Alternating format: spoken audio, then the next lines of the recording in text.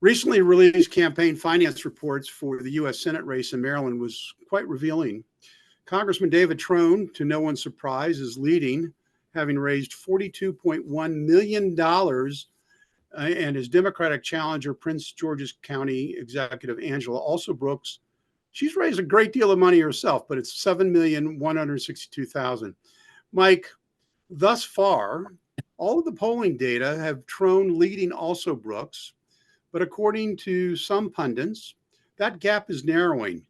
Does Also Brooks have the time to catch Trone, especially given the disadvantage in fundraising? Well, first and foremost, I think it's important that they're both really good candidates. And so I think that's an exciting option for the Democratic Party, because you've got two really strong candidates who are putting forward messages that I think are real and resonate with residents of the state. I think that Congressman Trone has spent a lot of money. I think that's given him a significant advantage to this point in the race.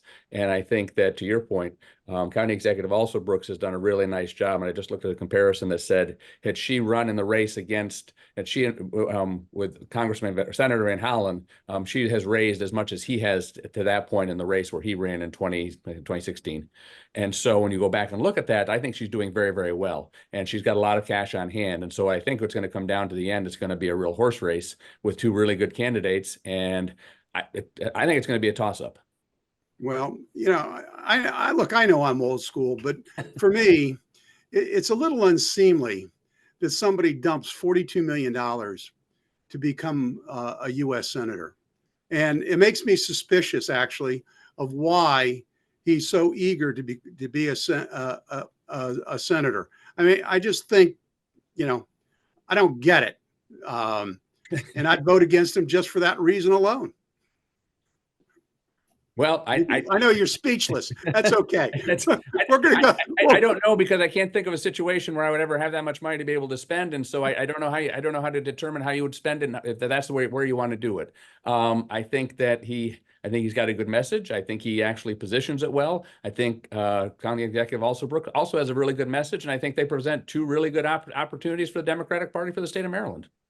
Well, we'll turn to flip the other page and go to the Republican side. Stacey, while in the Republican primary, Robin Ficker is got quite a bit of money in his account. Some say it might be self-funded as well. And former Governor Hogan is trailing, but he got into the game late. So what's going to happen there? First of all, I have to make a declaration that I'm the vice chair of the Montgomery County Republican Party, so I have to tread carefully here. Yeah, we'll put you on the spot. Don't worry. Yeah, I know. Thank you. Listen, first of all, I give Robin a lot of credit. He's a perennial candidate. We all know who he is, and we all know where he's coming from. He's a very bright man, actually. If you take time to listen to him and hear what he has to say, he's very engaging, and he loves what he's doing. I mean, he's actually quite fun to work with. And I haven't had as much interaction with Hogan. And I think that, we know what more than likely the outcome will be, but anything can happen. Robin is really putting his heart into this. And we know, as everybody knows, that Hogan is going to be getting a lot of support from the Republican National Committee. And it's probably going to be Hogan's to lose at this point. There are other candidates in the race too. There's John Myrick and Lori Friend. So we have a slate of candidates that are also running in this, and their voices need to be heard. They will be at our convention tomorrow, and they'll get a chance to speak. Well, clearly, it's going to be an interesting contest. If Governor Hogan is the nominee for the Republican Party, it'll be quite an interesting contest between whomever the Democrats, there are other Democratic candidates running as well.